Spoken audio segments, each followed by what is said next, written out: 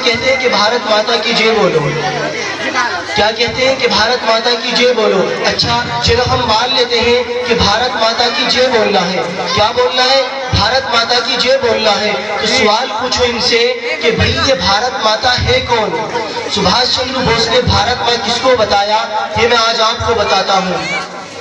1940 में 1940 में सुभाष चंद्र बोस निकले चंदा लेने, डोनेशन लेने। जब घर घर जाकर लोगों से डोनेशन ले रहे थे तो 1940 में 1940 में एक मुसलमान यूसुफ मार फानी 1 करोड़ रुपया सुभाष चंद्र बोस को देते हैं। एक मुसलमान इंसान, और उस मुसलमान इंसान के घर में एक बूढ़ी औरत बैठी होती है। वो बूढ़ी औरत जोर जोर से रोने लगती है। तो सुभाष चंद्र बोस कहते हैं कि बूढ़ी माँ तू क्यों रोती है? तो वो बूढ़ी माँ कहती है कि मैं नाबीना हूँ, अंधी हूँ और मेरे पास 1 करोड़ रुपये भी नहीं है। काश आज मेरे पास 1 करोड़ रुपये होते तो मैं भी आज को 1 करोड़ रुपये देती। तो सुभाष चंद्र बोस कहते हैं कि बूढ़ी माँ तू नाबीना है, कमजोर है और तेरे पास 1 करोड़ रुपये भी नहीं है, मगर तेरे पास एक नौजवान बेटा है शाहनवाज खान, वो तू मुझे दे दे, वो मेरी फौज में दाखिल होगा।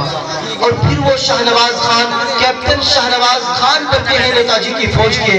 और जब कैप्टन शाहनवाज खान लड़ते लड़ते शहीद हो जाते हैं तो नेताजी सुभाष चंद्र बोस उस बूढ़ी माँ को पूरी फौज के सामने खड़ा करते हैं। शाहनवाज खान की माँ को पूरी फौज के सामने खड़ा करते हैं और फिर कहते हैं कि हिंदुस्तान की फौज तुम में से जिसने भी भारत माँ को नहीं देखा, इस बूढ़ी माँ को देख लो, ये है भारत माँ। आज लोग के भारत माता की जय बोलो, जय श्री राम बोलो। जय श्री राम के नाम पे लोगों को डरा रहे हो, राम का नाम बदनाम कर रहे हो, तुम राम के नाम पे लोगों को डरा रहे हो।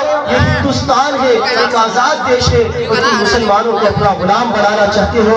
बल्कि होना तो ये चाहिए था, अगर तुम राम प्रेमी होते तो राम का नाम सुनकर बच्चे बच्चे के चेहरे पे मुस्कान आ जानी चाहिए। तुम राम प्रेमी नहीं हो, तुम राम विरोधी हो। राम हमारे दिल में बसते हैं, हमें राम के कैरेक्टर से मोहब्बत है। और आज तुम कहते हो कि तुम राम प्रेमी हो, तुम मक्कार हो। राम ने अपना सत्ता छोड़कर वनवास चले गए थे और तुम सत्ता पाने के लिए न जाने आज कितनी लाशों पे खड़ी हो। राम सच्चाई का प्रतीक है और नरेंद्र मोदी से झूठा इस दुनिया में कोई नहीं है। गीता का एक वर्ड है कि पूरी दुनिया एक